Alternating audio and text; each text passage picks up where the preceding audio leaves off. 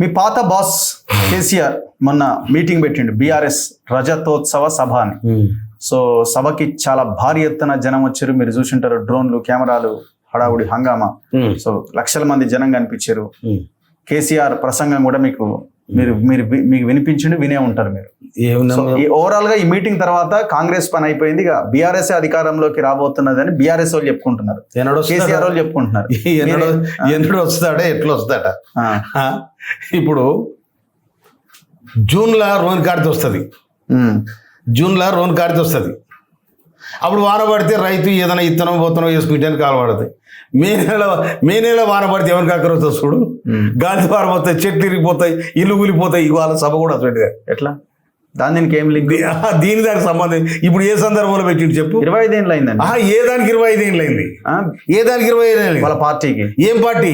BRS. BRS 20 ఏళ్ళు ఎక్కడి? ఎన్నడు పుట్టింది? అక్టోబర్ 5 తారీఖు 2022.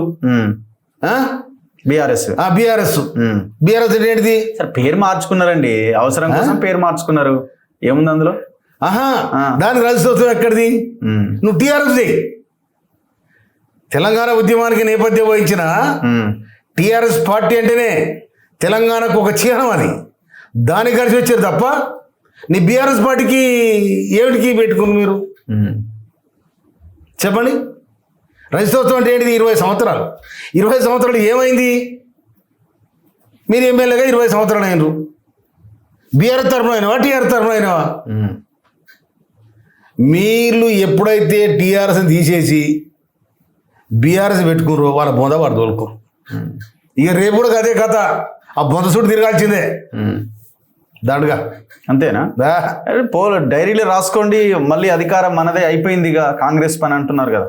మేము గూలగొట్టాం, వాళ్ళే గూలగొట్టుకుంటారు, వాళ్ళే జనం ఓట్లేసి ఓడగొడతారు, ఇక వచ్చేది మాదే అని అంటున్నాడు కదా, చాలా క్లియర్ గా, కాన్ఫిడెంట్ గా. నేను చెప్పాను ఇక తవుడే మురిచిందట, పొట్టే మురిచిందట, తవుడే మురిచిందట. ఈ తవుడు నువ్వు ఏం చేస్తావు అంటే బర్రకు కుడిచిన అయితే అంటుందట, పొట్టేం చేస్తావు అంటే నేను ఇటుక బట్టీలకు అదరుతానంటుందా. మరి బియ్యం సంగతి ఏంది? ఇప్పుడు రేవంత్ రెడ్డి ముఖ్యమంత్రి ఉన్నాడా? అవునా? రాష్ట్ర ముఖ్యమంత్రి రేవంత్ రెడ్డి. ఈ రేవంత్ రెడ్డి గారిని ఏం చేయగలుగుతారు మీరు? రేవంత్ రెడ్డి గారి పేరు కూడా ఎత్తపోతుంది. ఎందుకు ఎత్తలే? అవసరం లేదనుకున్నా కాదు. కేసీఆర్ గారు రేవంత్ రెడ్డి పేరు ఎత్తే సపోర్ట్ కొడతాడు జనం ఆ సభలో కూడా. అది భయం వచ్చింది వాళ్ళకు. ఇంకొక మాట, కేటీఆర్ గారు కానీ, లేకపోతే హరీష్ రావు గారు కానీ, కవిత గారు కానీ, వీళ్ళంతా బయట మస్తు మాట్లాడారు వేదికల మీద. లేకపోతే అట్లా రేవంత్ రెడ్డి ఇట్లా ఇట్లా మీ సభరే కదా. అవును, మొత్తం మీ సభనే కదా. మీరు ఒక్కరు మాట్లాడలేదు, ఎందుకు చెప్పరు? అంటే ఆయన హైలైట్ అవ్వాలని వాళ్ళ ప్లాన్, స్ట్రాటజీ అండి అది, వ్యూహం. అంటే ఒక్కడే మాట్లాడితే ఆ రోజు తెల్లారి పేపర్లో ఆయన ఒక్కందే హైలైట్ అవుతుంది. అంటే కేసీఆర్ మాట్లాడాలని వాళ్ళ వ్యూహంలో భాగంగా వాళ్ళు మాట్లాడించుకున్నారు.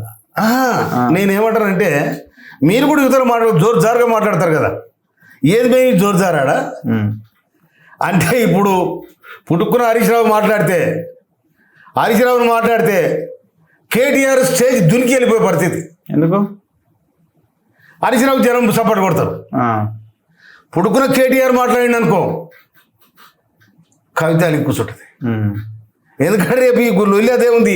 ఓరా నువ్వొద్దు నేను ఎవరొద్దు ఆయన ఒక్కరిని మాట్లాడిపోయి ఇంటి అందుకే ఒకరిని మాట్లాడిపించారు. మీకు తెలిసిందా? ఎందుకంటే తల్లిపుట్టి ఇల్లు మేనవాళ్ళకి వాళ్ళ కథ ఏం జరుగుతుందో కూడా కొంత అవగాహన ఉంటుంది కదా మనకు. అట్లా ఓకే. అందుకే కేసీఆర్ ఒక్కడే మాట్లాడిపోయి నాయన మేము ఎవరు మాట్లాడినా మాకు పంచాయతీలు అయితే లొల్లి కూడా అయినట్టుంది. కేసీఆర్ కవిత మీద పాట పాడమని అడిగిరు, ఎవరు పాడమంటే ఆయన ఎవరో పాడనేయలే. ఏ గట్టే ఉంటుంది. నేను చెప్తాను, శ్రీరామ సిక్కులు ఇప్పుడు అలా కవిత ఒక దిక్కు, కేటీఆర్ ఒక దిక్కు, హరీష్ రావు ఒక దిక్కు, అలిగిండని హరీష్ రావు అలిగిండని వినవా, ఇవన్నిట్లో ఉన్నాయి కనుక రేపు ఏమైందో చూద్దాం.